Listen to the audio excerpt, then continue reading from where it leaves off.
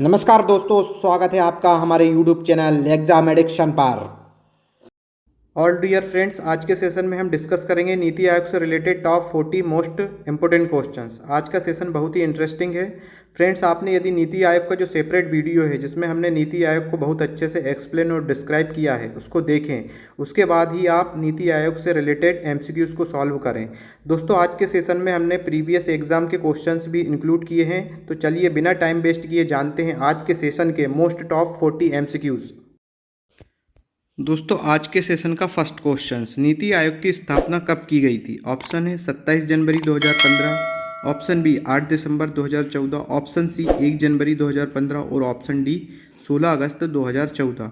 तो फ्रेंड्स, इसका correct answer क्या होगा? Option C is the correct answer. 1 जनवरी सन 2015 को नीति आयोग की स्थापना की गई थी। देखते हैं सेकेंड क्वेश्चन, नीति आयोग का मुख्यालय कहाँ स्थित है? ऑप्शन है New Delhi, option B Kolkata, option C Mumbai और ऑप्शन डी बेंगलुरु। तो दोस्तों, इसका करेक्ट आंसर क्या होगा?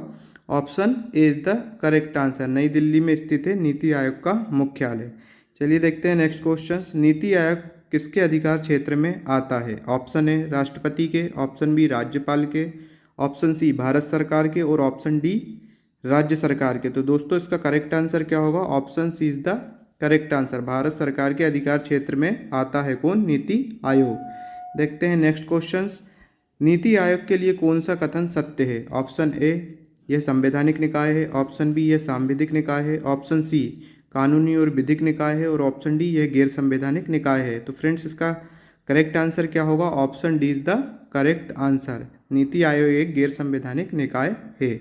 चलिए बात करते हैं फिफ्थ नंबर क्वेश्चन की, योजना आयोग के स्थान पर किस आयोग की स्थापना की गई है? दोस्तों, यहाँ पर योजना आयोग पूछा है, तो ऑप्शन ए राष्ट्रीय महिला आयोग की, ऑप्शन बी नीति आयोग की, ऑप्शन सी राष्ट्रीय विकास परिषद की और ऑप्शन डी बाल संरक्षण अधिकार आयोग की। तो फ्रेंड्स, इसका करेक्ट आंसर क्या होगा? Option B is the correct answer. NITI Aayog की स्थापना की गई किसके स्थान पर? योजना आयोग के स्थान पर।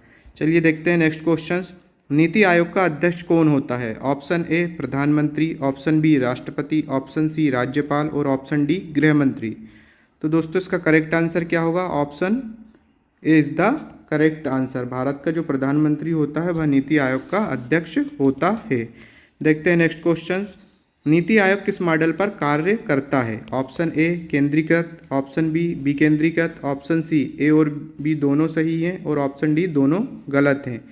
तो इसका दोस्तों करेक्ट आंसर क्या होगा? Option B is the correct answer. जो नीति आयोग है बॉटम अप अप्रोच मॉडल पर कार्य करता है, मतलब ग्राम से ब्लॉक पर, उसके बाद फिर डिस्ट्रिक्ट लेवल पर अर्थात ज़िले पर, उसके बाद फिर स्टेट मतलब राज्य लेवल पर, उसके बाद सेंट्रल मतलब केंद्र लेवल पर योजनाओं का संचालन किया जाता है। उसे ही हम क्या कहते हैं? Bottom up approach. जबकि केंद्रीकृत टॉप डाउन अप्रोच मॉडल किसका था? तो वह योजना आयोग मॉडल था ये। चलिए देखते हैं नेक्स्ट क्वेश्चन, इनमें से कौन नीति आयोग से संबंधित होता है? ऑप्शन ए प्रधानमंत्री, ऑप्शन बी राज्यों के मुख्यमंत्री, ऑप्शन सी केंद्र शासित प्रदेशों के मुख्यमंत्री या उपराज्यपाल और ऑप्शन डी सभी सही हैं। तो दोस्तों, इसका करेक्ट आंसर क्या होना चाहिए? ऑप्शन डी सभी सही हैं, अर्थात option D is the correct answer. ये जो तीनों हैं नीति आयोग से संबंधित होते हैं। चलिए देखते हैं नेक्स्ट क्वेश्चन, नीति आयोग के प्रथम अध्यक्ष कौन थे? Option A Arun Jaitley, option B Sushma Swaraj, option C Manmohan Singh और ऑप्शन डी नरेंद्र मोदी। जैसा कि दोस्तों हमें पता है कि नीति आयोग का जो अध्यक्ष होता है वह प्रधानमंत्री होता है, तो option D is the correct answer. Narendra Modi नीति आयोग के प्रथम अध्यक्ष थे। चलिए देखते हैं नेक्स्ट क्वेश्चन, नीति आयोग के प्रथम उपाध्यक्ष कौन थे? Option A Sindhu Shri Khullar, option B Adhir Ranjan Chowdhury, option C Arvind Panagariya और ऑप्शन डी अमिताभ कांत। तो दोस्तों, इसका करेक्ट आंसर क्या होगा? Option C is the correct answer. NITI Aayog के जो प्रथम उपाध्यक्ष थे वो कौन थे? अरविंद पनगड़िया। और अभी प्रेजेंट 2022 में कौन है? तो राजीव कुमार 2022 में इस पद पर कार्यरत हैं। चलिए देखते हैं नेक्स्ट क्वेश्चन, नीति आयोग का उपाध्यक्ष किसके द्वारा नियुक्त किया जाता है? 5 स्टार क्वेश्चन दोस्तों, अधिकतर एग्जाम में पूछा जाता है कि नीति आयोग का जो उपाध्यक्ष होता है वो किसके द्वारा नियुक्त होता है। तो ऑप्शन ए राष्ट्रपति के द्वारा, ऑप्शन बी उपराष्ट्रपति के द्वारा, ऑप्शन सी संसद और ऑप्शन डी भारत के प्रधानमंत्री के द्वारा। तो फ्रेंड्स, इसका करेक्ट आंसर क्या होगा? Option D is the correct answer. Bharat के प्रधानमंत्री के द्वारा नीति आयोग के उपाध्यक्ष की नियुक्ति की जाती है। चलिए देखते हैं नेक्स्ट क्वेश्चंस। नीति आयोग के प्रथम सीईओ अर्थात मुख्य कार्यकारी अधिकारी कौन थे? Option A Sindhu Shri Khullar, option B Harivansh Narayan Singh, option C Arjun Munda और ऑप्शन डी पी चिदम्बरम। तो दोस्तों इसका करेक्ट आंसर क्या होगा? Option A is the correct answer. Sindhu Shri Khullar नीति आयोग के प्रथम सीईओ अर्थात मुख्य कार्यकारी अधिकारी थे और वर्तमान 2022 में देखें तो अमिताभ कांत इस पद पर पदस्थ हैं अभी नीति आयोग के सीईओ पद पर। चलिए देखते हैं नेक्स्ट क्वेश्चंस। नीति आयोग के उपाध्यक्ष पद का दर्जा किसके समान होता है? दोस्तों 7 स्टार क्वेश्चंस, ये भी अधिकतर एग्जाम में पूछा गया है। ऑप्शन ए राज्य मंत्री, ऑप्शन बी कैबिनेट मंत्री, ऑप्शन सी आर्थिक सलाहकार सचिव और ऑप्शन डी इनमें से कोई नहीं। तो दोस्तों किसके समान होता है उपाध्यक्ष पद का दर्जा? इसका करेक्ट आंसर क्या होगा? Option B is the correct answer. Cabinet मंत्री के समान होता है नीति आयोग के उपाध्यक्ष पद का दर्जा। देखते हैं नेक्स्ट क्वेश्चंस। नीति आयोग किस रूप में कार्य करता है? ऑप्शन ए सहकारी संघवाद, option B think tank, option C सहकारी संघवाद और थिंक टैंक दोनों और ऑप्शन डी इनमें से कोई नहीं। तो दोस्तों इसका करेक्ट आंसर क्या होगा? Option A is the correct answer. सहकारी संघवाद के रूप में कार्य करता है कौन? नीति आयोग। अब दोस्तों सहकारी संघवाद को क्या होता है? तो इसमें राज्य और केंद्र एक दूसरे को श्रेष्ठ नहीं मान सकते हैं।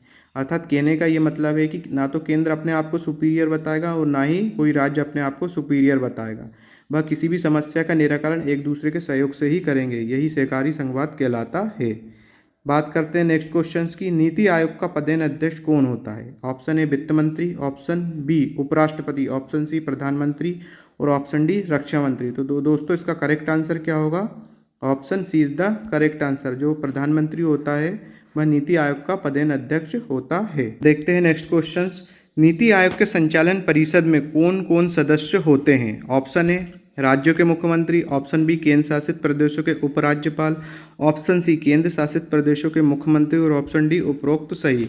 तो दोस्तों इसका करेक्ट आंसर क्या होगा? Option D is the correct answer. ये जो सभी होते हैं राज्यों के मुख्यमंत्री, केंद्र शासित प्रदेशों के उपराज्यपाल, केंद्र शासित प्रदेशों के मुख्यमंत्री, ये सभी संचालन परिषद के सदस्य होते हैं। और दोस्तों अभी ये बात कर रहे हैं केंद्र शासित प्रदेशों के मुख्यमंत्री, अर्थात पांडिचेरी और दिल्ली में विधानसभा और वहीं पर मुख्यमंत्री हैं दिल्ली में अरविंद केजरीवाल और रंगास्वामी।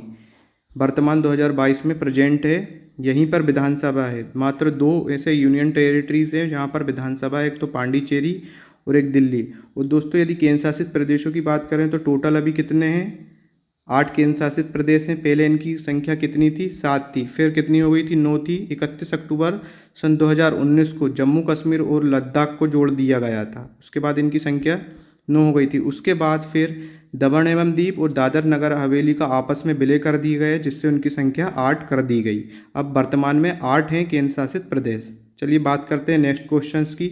नीति आयोग में पदेन सदस्यों की संख्या कितनी होती है? Option A 5, option B 8, option C 4 और ऑप्शन डी 6। तो दोस्तों इसका करेक्ट आंसर क्या होगा? Option C is the correct answer. NITI Aayog में पदेन सदस्यों की संख्या 4 होती है। चलिए बात करते हैं नेक्स्ट क्वेश्चंस की। नीति आयोग और राज्य सरकारों के बीच समन्वय का कार्य कौन करता है? दोस्तों 7 स्टार क्वेश्चंस, ये क्वेश्चंस पूछा गया है एग्जाम में। ऑप्शन ए भारत का प्रधानमंत्री, ऑप्शन बी भारत का राष्ट्रपति, ऑप्शन सी सुप्रीम कोर्ट का मुख्य न्यायाधीश और ऑप्शन डी राष्ट्रीय विकास परिषद। तो दोस्तों इसका करेक्ट आंसर क्या होगा? Option D is the correct answer. राष्ट्रीय विकास परिषद नीति आयोग और राज्य सरकार के बीच समन्वयकर्ता का कार्य करता है। देखते हैं नेक्स्ट क्वेश्चंस। नीति आयोग के तहत कितने वर्षीय लक्ष्य दस्तावेज शामिल किया गया है? ऑप्शन ए 10 वर्षीय, ऑप्शन बी 15 वर्षीय, ऑप्शन सी 12 वर्षीय और ऑप्शन डी 5 वर्षीय। तो दोस्तों इसका करेक्ट आंसर क्या होगा? Option B is the correct answer. 15 वर्षीय लक्ष्य दस्तावेज शामिल किया गया है नीति आयोग के अंतर्गत। और यदि बात करें 5 वर्ष की तो दोस्तों ये योजना आयोग के अंतर्गत शामिल किया गया था, तो ये तो गलत होगा। चलिए बात करते हैं नेक्स्ट क्वेश्चन की। राष्ट्रीय विकास परिषद की स्थापना कब की गई थी? ऑप्शन ए 12 अगस्त 1950, ऑप्शन बी 6 अगस्त 1952, ऑप्शन सी 5 अगस्त 1960, ऑप्शन डी 6 अगस्त 1952। तो दोस्तों इसका करेक्ट आंसर क्या होगा? Option D is the correct answer. 6 अगस्त सन 1952 को राष्ट्रीय विकास परिषद की स्थापना की गई थी। बात करते हैं नेक्स्ट क्वेश्चंस की। नीति आयोग हब कौन से होते हैं? Option A team India hub, option B ज्ञान और नवोन्मेष हब अर्थात knowledge and innovation hub, option C think tank hub, option D A और बी दोनों सही हैं और ऑप्शन ई ए और सी दोनों सही है। तो इसका करेक्ट आंसर क्या होगा दोस्तों? Option A D is the correct answer. NITI Aayog के 2 हब होते हैं, टीम इंडिया हब और नॉलेज एंड इनोवेशन हब। तो इसका करेक्ट आंसर क्या होगा? डी। देखते हैं next question.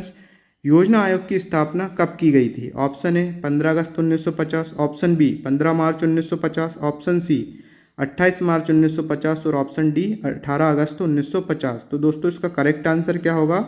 Option B is the correct answer. 15 मार्च 1950 को योजना आयोग की स्थापना की गई थी।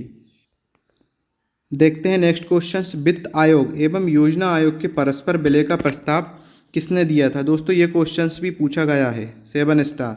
Option A Ashutosh Pande, option B Bhalchandra Goswami, option C M B Mathur और ऑप्शन डी डी बसु। तो दोस्तों इसका करेक्ट आंसर क्या होना चाहिए? Option C is the correct answer. M B Mathur के द्वारा वित्त आयोग एवं योजना आयोग के परस्पर विलय का प्रस्ताव दिया गया था। चलिए बात करते हैं नेक्स्ट क्वेश्चन की। कौन कौन से निकायों का संविधान में उल्लेख नहीं है दोस्तों? क्षेत्रीय परिषद, नीति आयोग, अंतर्राज्यीय परिषद, राष्ट्रीय विकास परिषद। तो इसका दोस्तों करेक्ट आंसर क्या होगा? Option D is the correct answer. 1 2 3 4 क्षेत्रीय परिषद, नीति आयोग और राष्ट्रीय विकास परिषद का संविधान में उल्लेख नहीं किया गया है, जबकि अंतर्राज्यीय परिषद का संविधान में उल्लेख किया गया है। तो option D is the correct answer. चलिए देखते हैं नेक्स्ट क्वेश्चन। योजना आयोग के प्रथम अध्यक्ष कौन थे दोस्तों? Option A John Mathai, option B PC Mahalanobis, option C Pandit Jawaharlal Nehru, option D M Visvesvaraya. तो दोस्तों इसका करेक्ट आंसर क्या होगा? Option C is the correct answer. Pandit Jawaharlal Nehru जो भारत के प्रथम प्रधानमंत्री थे, वही योजना आयोग के प्रथम अध्यक्ष थे। बात करते हैं नेक्स्ट क्वेश्चन की। योजना आयोग ने संघ का स्थान ले लिया है। दोस्तों ध्यान से सुनना ये क्वेश्चन। योजना आयोग ने संघ का स्थान ले लिया है और हमारा देश अनेक अर्थों में एकल प्रणाली की तरह कार्य कर रहा है, यह कथन किसका था? Option A Santhanam, option B PC Mahalanobis, option C Dinesh Goswami और option D doctor Manmohan Singh. दोस्तों ये एग्जाम में पूछा गया है ये क्वेश्चंस भी। तो इसका करेक्ट आंसर क्या होगा? Option A is the correct answer. के संथानम ने यह कथन दिया था कि योजना आयोग ने संघ का स्थान ले लिया है और हमारा देश अनेक अर्थों में एकल प्रणाली की तरह कार्य कर रहा है। चलिए देखते हैं नेक्स्ट क्वेश्चन। नीति आयोग का पूरा नाम क्या है? दोस्तों आज के सेशन का सबसे easy question. Option A national institution for transforming India, option B national institute from trans India, option C national institution from transforming India और option D nation institution for transferred India. तो दोस्तों इसका correct answer क्या होगा? Option A is the correct answer. National institution for transforming India भारतीय राष्ट्रीय परिवर्तन संस्थान नीति आयोग का फुल फॉर्म होता है। बात करते हैं नेक्स्ट क्वेश्चन की। नीति आयोग के कितने मार्गदर्शक सिद्धांत या स्तंभ होते हैं? Option A 5, option B 7, option C 9 और ऑप्शन डी 6। तो दोस्तों इसका करेक्ट आंसर क्या होगा? Option B is the correct answer. NITI Aayog के 7 मार्गदर्शक सिद्धांत या स्तंभ होते हैं। चलिए देखते हैं नेक्स्ट क्वेश्चन। नीति आयोग के बारे में इनमें से कौन सा कथन सत्य नहीं है? ऑप्शन ए सहकारी संघवाद पर जोर, option B bottom to top approach, option C राज्यों की प्रबल भूमिका और ऑप्शन डी वित्तीय आवंटन का प्रमुख कर्ता धर्ता। तो दोस्तों यहाँ पर सत्य नहीं पूछा है, तो इसका करेक्ट आंसर क्या होगा? Option D is the correct answer, क्योंकि वित्तीय आवंटन का प्रमुख कर्ता धर्ता नीति आयोग नहीं होता, यह शक्ति वित्त मंत्री में निहित होती है। बात करते हैं नेक्स्ट क्वेश्चन की। नीति आयोग से संबंधित कौन सा कथन असत्य है? दोस्तों यहाँ पे भी असत्य पूछा है। तो ऑप्शन ए यह कार्यकालीन संकल्प द्वारा सृजित होता है, ऑप्शन बी प्रधानमंत्री नीति आयोग के पदेन अध्यक्ष होते हैं, ऑप्शन सी नीति आयोग का उद्देश्य लक्ष्य को प्राप्त करना और सहकारी संघवाद को बढ़ावा देता है और ऑप्शन डी नीति आयोग में 60 पूर्णकालिक सदस्य होते हैं। तो दोस्तों इसका असत्य कथन कौन सा होगा? Option D is the right answer. NITI Aayog में 60 पूर्णकालिक सदस्य नहीं होते हैं, जबकि नीति आयोग में 4 पूर्णकालिक सदस्य होते हैं। बात करते हैं नेक्स्ट क्वेश्चन की। प्रधानमंत्री द्वारा केंद्रीय मंत्रिपरिषद से नामित कितने सदस्य नीति आयोग के पदेन सदस्य होते हैं? ऑप्शन ए 9 सदस्य, ऑप्शन बी 4 सदस्य, ऑप्शन सी 5 सदस्य और ऑप्शन डी 3 सदस्य। तो फ्रेंड्स इसका करेक्ट आंसर क्या होगा? Option B is the correct answer. NITI Aayog में जो पदेन सदस्यों की संख्या 4 होती है और जो कि प्रधानमंत्री द्वारा केंद्रीय मंत्रिपरिषद से नामित होते हैं। अब वह डिपेंड करता है पीएम के ऊपर कि गृह मंत्री हो सकता है, रक्षा मंत्री हो सकते हैं, वित्त मंत्री हो सकते हैं, कृषि मंत्री हो सकते हैं, कोई भी मंत्री हो सकता है। अब बात करते हैं नेक्स्ट क्वेश्चंस की। नीति आयोग की स्थापना किस आधार पर की गई थी? ऑप्शन ए संसद द्वारा संविधान संशोधन करके, ऑप्शन बी राष्ट्रपति के द्वारा अध्यादेश जारी करके, ऑप्शन सी संघीय मंत्री परिषद द्वारा एक विशेष प्रस्ताव पारित करके, और ऑप्शन डी राष्ट्रपति के द्वारा अध्यादेश जारी करके। तो फ्रेंड्स इसका करेक्ट आंसर क्या होगा? Option C is the correct answer. संघीय मंत्रिपरिषद द्वारा एक विशेष प्रस्ताव पारित करके नीति आयोग की स्थापना की गई थी। चलिए देखते हैं नेक्स्ट क्वेश्चंस। नीति आयोग द्वारा जारी सूचकांक हैं। तो फर्स्ट बोलता है composite water management index, second निर्यात तैयारी सूचकांक, थर्ड नया भारत 75 कार्यनीति, और फोर्थ SDG इंडिया इंडेक्स। तो ऑप्शन ए 1 और 3, ऑप्शन बी 1 2 3, ऑप्शन सी केवल 2 और 4, और ऑप्शन डी सभी चारों। तो दोस्तों इसका करेक्ट आंसर क्या होगा? Option D is the correct answer. ये जो चारों सूचकांक नीति आयोग द्वारा जारी किए जाते हैं। चलिए देखते हैं नेक्स्ट क्वेश्चंस। नीति आयोग किस सिद्धांत पर आधारित है? ऑप्शन ए सहकारिता, ऑप्शन बी राष्ट्रवाद, ऑप्शन सी सहकारी संघवाद, और ऑप्शन डी उपरोक्त सभी। तो दोस्तों इसका करेक्ट आंसर क्या होगा? Option C is the correct answer. सहकारी संघवाद पर आधारित है नीति आयोग। चलिए देखते हैं नेक्स्ट क्वेश्चंस। राष्ट्रीय श्रम अर्थशास्त्र शोध एवं विकास संस्थान नीति आयोग का अधीनस्थ कार्यालय है। यह पहले किस रूप में जाना जाता था? Option A IMPA, option B IAMR, option C ISAR, और ऑप्शन डी IRAP। तो दोस्तों इसका करेक्ट आंसर क्या होगा? Option B is the correct answer. और दोस्तों इसका जो फुल फॉर्म है IAMR, जो कि आपको नेक्स्ट क्वेश्चंस में दिखाई देगा। 36 questions. Institute of applied man power research अनुप्रयुक्त जनशक्ति अनुसंधान संस्थान की स्थापना सोसाइटी रजिस्ट्रेशन एक्ट 1860 के अंतर्गत किस वर्ष हुई थी? Option A 1962, option B 1985, option C 2005, और ऑप्शन डी 2015। तो फ्रेंड्स इसका करेक्ट आंसर क्या होगा? Option A is the correct answer. 1962 में सोसाइटी रजिस्ट्रेशन एक्ट 1860 के तहत इसकी स्थापना की गई थी। अब देखो IAMR का फुल फॉर्म यहाँ पर दिया हुआ है क्वेश्चन नंबर 36 में, institute of applied man power research, जो कि IAMR का फुल फॉर्म है। चलिए बात करते हैं नेक्स्ट क्वेश्चंस की। IAMR का नाम बदलकर national institute of labour economics research and development कब कर दिया गया है? ऑप्शन ए 5 जून 2005, ऑप्शन बी 22 अप्रैल 2018, ऑप्शन सी 9 जून 2014, और ऑप्शन डी 21 अक्टूबर 2010। तो दोस्तों इसका करेक्ट आंसर क्या होगा? Option C is the correct answer. 9 जून 2014 को IAMR का नाम बदलकर national institute of labour economics research and development कर दिया गया है। चलिए देखते हैं नेक्स्ट क्वेश्चंस। राष्ट्रीय विकास परिषद के विषय में निम्नलिखित कथनों में असत्य पर विचार कीजिए। दोस्तों असत्य पूछा है। तो ऑप्शन ए नीति आयोग का अध्यक्ष राष्ट्रीय विकास परिषद का अध्यक्ष होता है, ऑप्शन बी नीति आयोग के सचिव राष्ट्रीय विकास परिषद के सचिव के रूप में कार्य करता है, ऑप्शन सी राष्ट्रीय विकास परिषद का गठन योजना आयोग एवं नीति आयोग की भांति एक मंत्रिमंडल संकल्प के द्वारा किया गया है, ऑप्शन डी राष्ट्रीय विकास परिषद एवं योजना आयोग का गठन एक मंत्रिमंडल संकल्प के द्वारा एक साथ हुआ है। तो दोस्तों इसका असत्य कथन कौन सा होगा? यानी कि right options, option D is the correct answer, क्योंकि राष्ट्रीय विकास परिषद और योजना आयोग का गठन अलग अलग हुआ है। योजना आयोग का गठन 1950 में हुआ है और राष्ट्रीय विकास परिषद का गठन 1952 में हुआ है 6 अगस्त को। चलिए देखते हैं इस सेशन का सेकंड लास्ट क्वेश्चंस। निम्नलिखित में से कौन सा कार्य नीति आयोग का नहीं है? ऑप्शन ए राष्ट्रीय विकास संबंधित प्राथमिकताओं की रणनीति विकसित करना, ऑप्शन बी भारत के लिए पंचवर्षीय योजनाओं का निर्माण करना, ऑप्शन सी सहकारी संघवाद की भावना के तहत काम करना, ऑप्शन डी ज्ञान नवाचार और उद्यमशीलता विकसित करने वाली प्रणाली बनाना। तो दोस्तों इसका करेक्ट आंसर क्या होगा? Option B is the correct answer, क्योंकि भारत के लिए पंचवर्षीय योजनाएं बनाने का जो निर्माण था योजना आयोग के अंतर्गत किया जाता था, जबकि नीति आयोग के अंतर्गत 15 वर्षीय लक्ष्य निर्धारित किए जाते हैं। इस सेशन का लास्ट क्वेश्चन देखते हैं दोस्तों।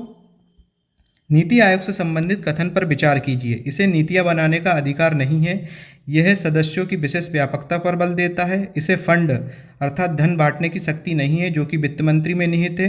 4 नंबर, नीति आयोग में केंद्र राज्यों की विशेष भूमिका होती है। अब ऑप्शन दिए हैं यहाँ पर, ऑप्शन ए 1 या 2 सही है, ऑप्शन बी 1 3 4 सही है, ऑप्शन सी 1 2 3 सही है, और ऑप्शन डी सभी चारों, अर्थात 1 2 3 4 सभी सही हैं। तो दोस्तों इसका करेक्ट आंसर क्या होगा? Option D is the correct answer, क्योंकि ये सभी अधिकार नीति आयोग से संबंधित हैं। नीति आयोग को नीतियां बनाने का अधिकार नहीं है, इसे विशेष व्यापकता पर बल देता है सदस्यों की, इसे फंड बांटने का अधिकार नहीं है जो कि वित्त मंत्री में निहित होता है। नीति आयोग में केंद्र एवं राज्यों की विशेष भूमिका होती है। दोस्तों यहाँ पर आपका ये चैप्टर कंप्लीट होता। आशा करता हूँ आप इन सभी 40 टॉप मोस्ट क्वेश्चंस के बारे में जान गए होंगे। यदि वीडियो पसंद आया तो लाइक और सब्सक्राइब करना ना भूलें। मिलते हैं नेक्स्ट वीडियो में एक नए MCQs टॉपिक के साथ।